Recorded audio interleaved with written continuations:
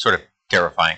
ADF Legal Fellowship faculty prayed for God's wrath on lawless judges. Now, the concept of lawless judges does bring a bit of a smile to my face and a twinkle to my eye, because the idea that the people who are most highly trained in the legal system are those that are being claimed to be lawless is a bit ironic. Okay.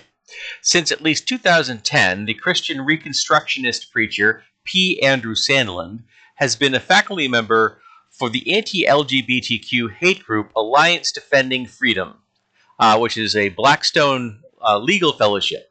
A review of articles written by Sandlin, who leads a Christian Reconstructionist organization named the Center for Cultural Leadership, CCL, shows a pattern of violent anti-abortion rhetoric and advocacy for imprecatory prayer, the controversial practice of praying divine curses on the perceived enemies of God against judges. Now, a little bit more background information.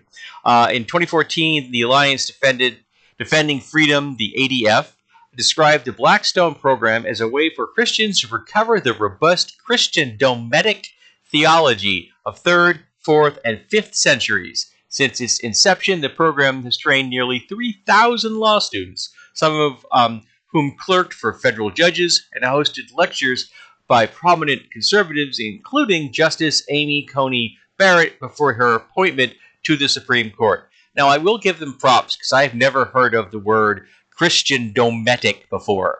So that kind of interesting that I haven't actually encountered that phrase before. But, they're going for 3rd, 4th, and 5th century theology? Are they aware that we're no longer in the 3rd, 4th, and 5th century? That we are, in fact, in the 21st century? And that perchance the theology that was popular and of relevant to that at that time is no longer relevant in this time. But yeah, this dude sounds like a really, really pleasant human being.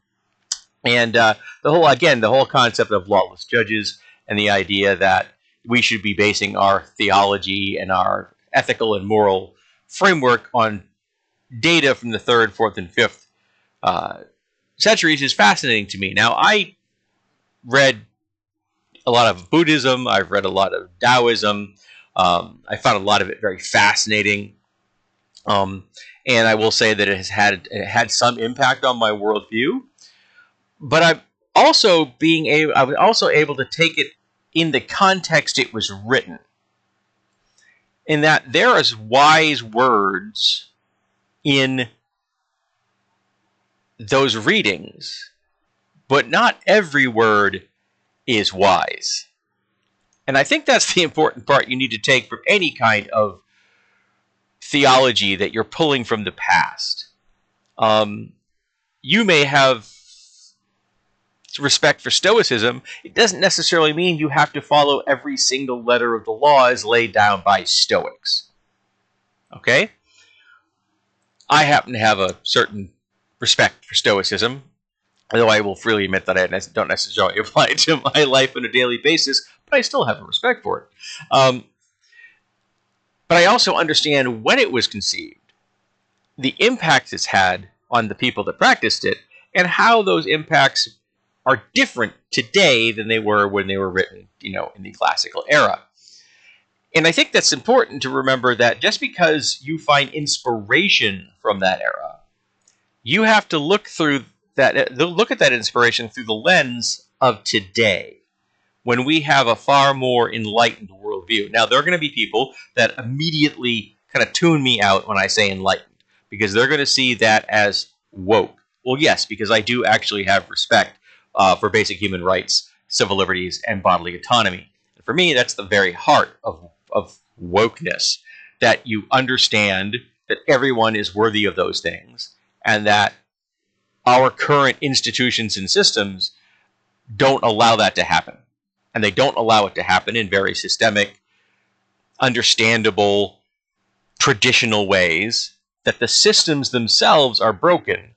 So even if members of those systems are themselves not prejudiced or bigoted, so long as they are part of those systems, they are perpetuating prejudiced and bigoted narratives, legal systems, social structures. You get the point. It's like being a cop. You cannot be a good cop when you're a member of a broken system. And our law enforcement in America right now is broken. So I don't care how good you are, if you're one of the good ones. You can't be one of the good ones when you're part of a broken legal system. If you're part of our broken law enforcement, then you're just helping hold it up. And that's not helping. So being inspired by 3rd, 4th, and 5th century teachings isn't necessarily a bad thing, so long as you understand that they have to be applied in the real world of today in a different manner. If your inspiration says that women have to take a second-class seat to men, you're wrong.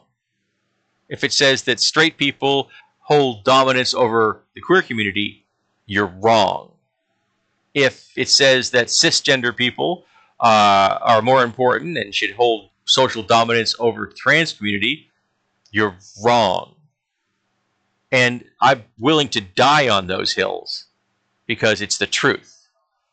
Just because you think that there are classes of people unworthy of respect does not mean they are actually unworthy of respect. It just means that your worldview, your narrative is wrong.